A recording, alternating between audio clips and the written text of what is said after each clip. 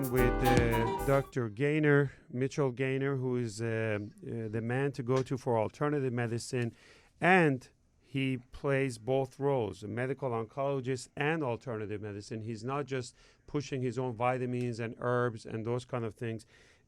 Great track record. The new book called The Gene Therapy Plan is fantastic. I recommend you buy it.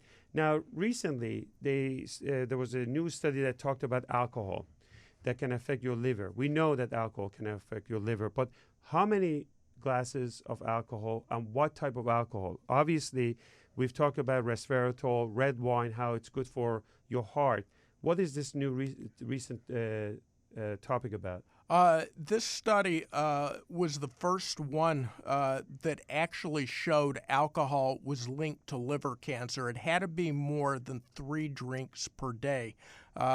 And it had previously been linked to other cancers such as breast cancer and esophageal cancer. That was 2 or more drinks a day.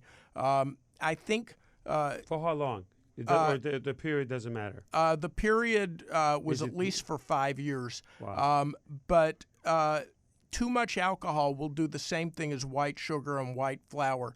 That can be consumed in moderation, though, especially red wine. There is some resveratrol in there, and there are some good things even in beer as far as protective things, but you don't want to have more than one within a 24-hour period. They also found the risk of liver cancer was increased by aflatoxin, which is found in some peanuts that are poorly processed, and protective against that was what you said earlier, David, was coffee. They found coffee and tea to be protective because they have phenols and polyphenols, which are protective against inflammation, and they turn on tumor suppressor genes. So it's, again, another form of gene therapy. See, all these years I've been talking about the inflammation, and my good doctor is endorsing it. Reducing the inflammation is the way to go. People ask me about coffee. Is it the caffeine or is it some of the antioxidant that you mentioned? And I've always said it's not the caffeine. It's really because decaf will give you the same kind of effect.